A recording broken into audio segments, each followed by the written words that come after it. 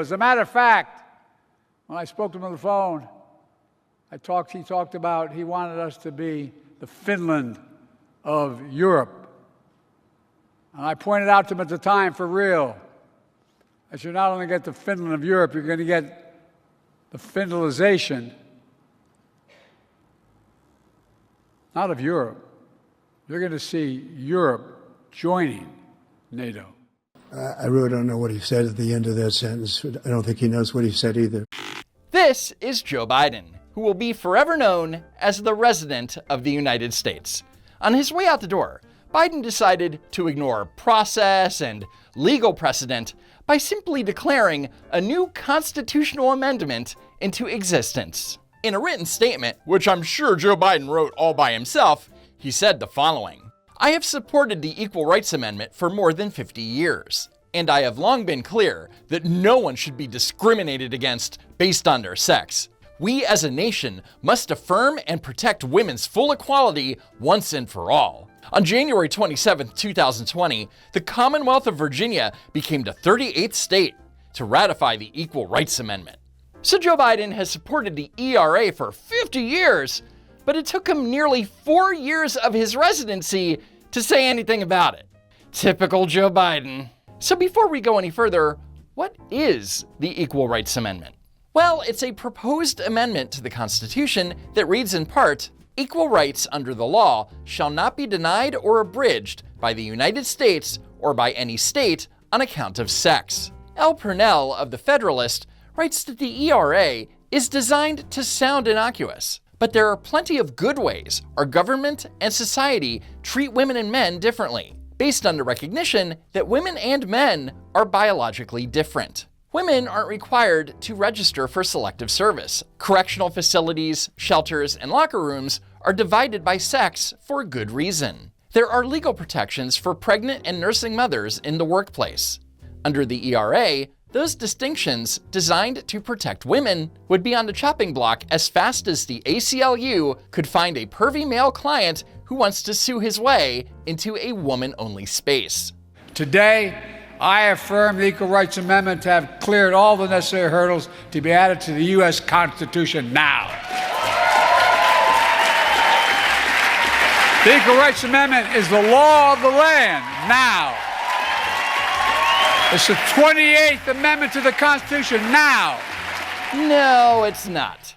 Virginia's ratification of the ERA was merely symbolic, because the deadline set by Congress for 38 of the 50 states to approve the ERA expired on June 30th, 1982. And Joe Biden, having been in Washington, D.C. for the last 100 years and warned that the ultra-MAGA Republicans were a threat to democracy, is not pretending that he can ignore democracy and override Congress. In December 2024, the archivist and the deputy archivist of the National Archives put out the following statement. In 2020, and again in 2022, the Office of Legal Counsel and the U.S. Department of Justice affirmed that the ratification deadline established by Congress for the ERA is valid and enforceable. The OLC concluded that extending or removing the deadline requires new action by Congress or the courts. Court decisions at both the district and circuit levels have affirmed that the ratification deadlines established by Congress for the ERA are valid.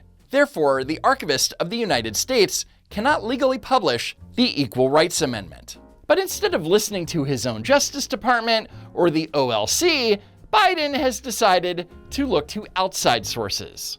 The American Bar Association has recognized that the Equal Rights Amendment has cleared all necessary hurdles to be formally added to the Constitution as the 28th Amendment. I agree with the ABA and with leading legal constitutional scholars that the Equal Rights Amendment has become part of our Constitution. According to a resolution passed by the ABA, time limits to ratify constitutional amendments are, in itself, unconstitutional, despite the fact that the Constitution is actually silent on the matter. And there's another issue. While 38 states in total have ratified what would have been the 28th Amendment, these 6 states have since retracted their earlier ratification. But the ABA has a response to that one too.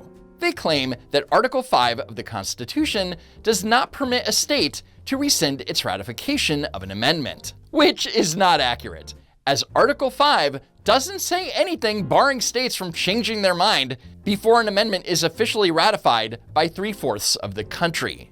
I consulted dozens of constitutional scholars to make sure that it was all within the power to do this. And the fact is, we did.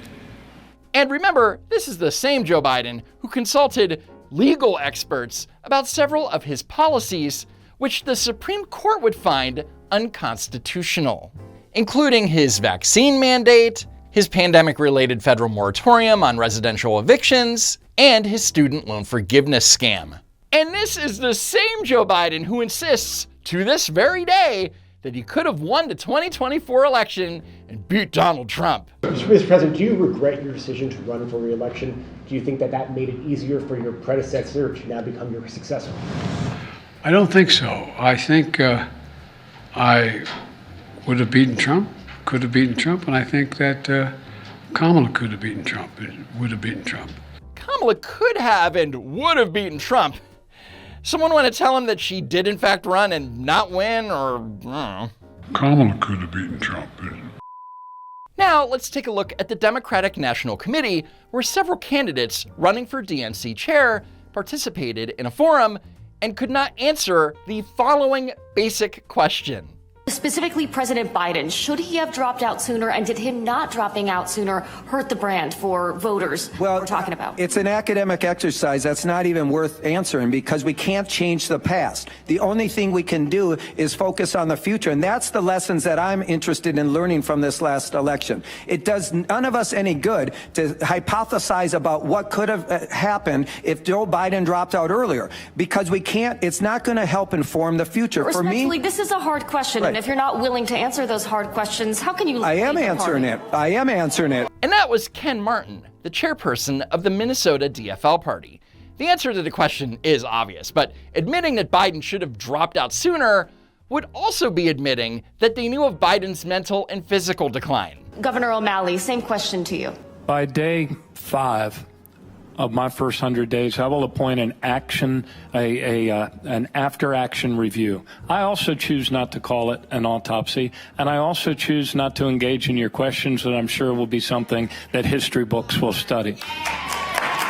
Biden dropped out July 21st, just 107 days before the election. Democrat voters did not have a choice as to who was going to be the new nominee. The party that claims that their opposition is a threat to democracy didn't hold a presidential primary and didn't allow voters to choose Biden's replacement.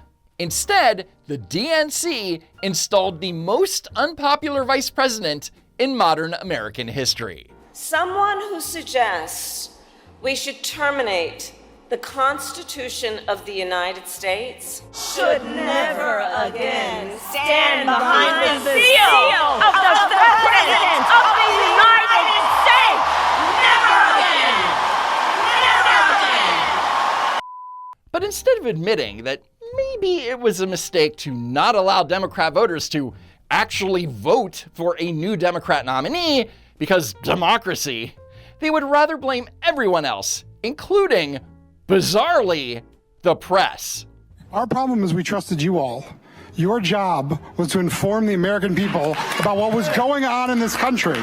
But instead of informing the American people about what's going on in this country, you asked the same kind of gotcha questions that I am so sick and tired of hearing from journalists in this country. Joe Biden did a good job as president. He got good things done. And none of you ever said it because you wanted to ask, what's wrong with Joe Biden today? What's wrong with Joe Biden today? What's wrong with Joe Biden today? Jason Paul is living in opposite land. Before Joe Biden's debate meltdown in June, the media did everything they could to cover for Joe Biden. He didn't wander away to G7. It was a cheap fake. So what if he calls Kamala President Harris?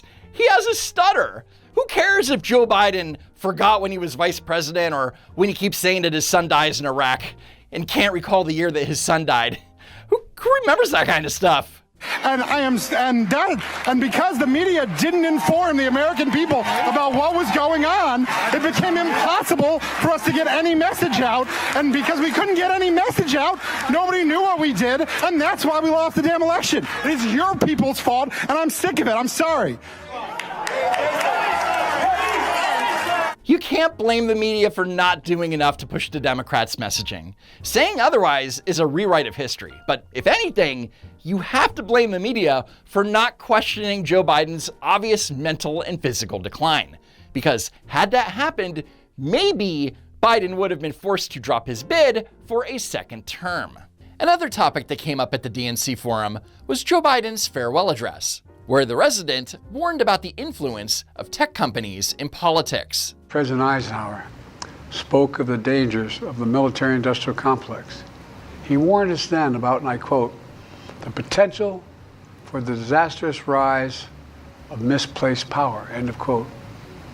6 decades later, I'm equally concerned about the potential rise of a tech-industrial complex that could pose real dangers for our country as well. Americans are being buried under an avalanche of misinformation and disinformation, enabling the abuse of power. Social media is giving up on fact-checking. The truth is smothered by lies told for power and for profit. We must hold the social platforms accountable. Of course, social platforms are only dangerous now that they aren't in the Democrats' pocket, but it's fine. It just gives the Democrats someone else to blame for their failures. And as the next DNC chair, I'll make sure we're not taking money from people who are trying to put people down and to go against the working class in this country. We will not take money from people that do not share our values as a Democratic Party. Who are the kind of folks that you're talking about? Because it sounds really good, but specifically, who are there types of folks that you will bar from giving money to the Democratic Party? Well, there's lots of billionaires I won't take money from. Elon Musk is one of them, right? We're not going to take Elon Musk's money. Sure, okay.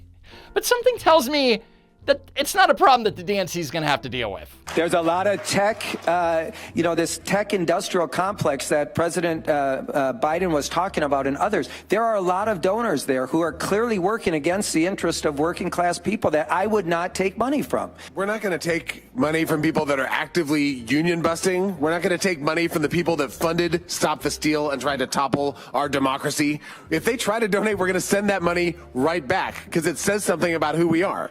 And that's a pretty easy commitment for us to make.